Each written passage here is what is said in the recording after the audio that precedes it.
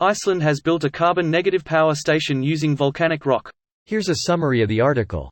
At a terminal located about 20 minutes outside of Reykjavik, scientists have found a new way to eliminate carbon using volcanic rock. Carbon dioxide is dissolved in water and injected into the ground where it reacts with natural rock formations, such as basalt. The reaction releases elements such as magnesium, calcium, and iron, which combine with the dissolved carbon dioxide and fills the empty spaces of the volcanic rock. If we manage to build up this method around the globe, we can contribute to carbon neutrality and then even become carbon negative beyond 2050, geologist Sandra Osk Snæbjørnsdottir said in a new Motherboard documentary. According to its website, Carbfix has injected 72,269 metric tons of carbon dioxide into the ground since 2014. Iceland itself runs almost completely on renewable energy, which means that these terminals can eliminate carbon without emitting more. Olafur Ragnar Grimsson, former president of Iceland and current chair of the Arctic Circle, says terminals similar to the one in Iceland could be built in other countries. This post received a score of 3,900, with an upvote ratio of 97%. Here are the top comments in response to this article. In case anyone is interested, here's how it works, from the website of the people doing this. Am I understanding this correctly?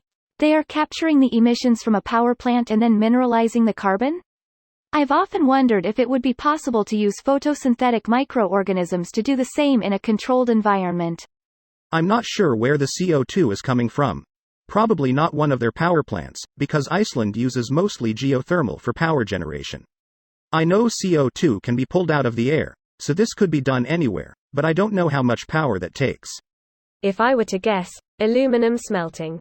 It uses tons of electrical power, which is cheap, green using geo, but also uses graphite as the anode, which reacts with the oxygen ions to release carbon dioxide. Volcanoes seem to be trending recently. Volcanoes, so got right now. You really had one chance to shine, and you missed.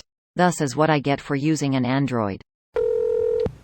Greater than Olafur Ragnar Grimsson, former president of Iceland and current chair of the Arctic Circle, says terminals similar to the one in Iceland could be built in other countries.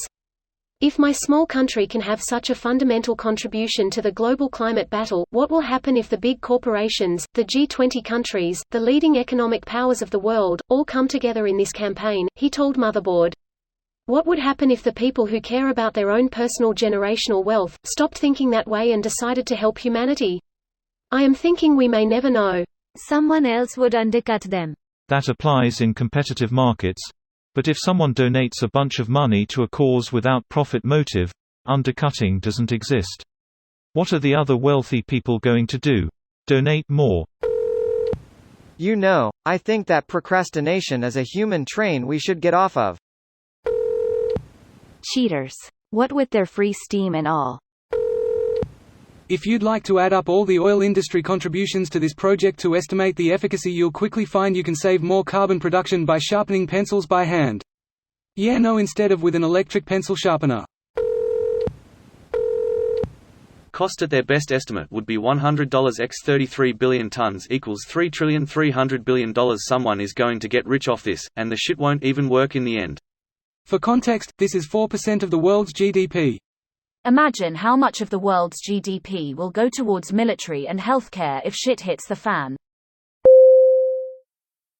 This video was automatically created by Reddit to speech.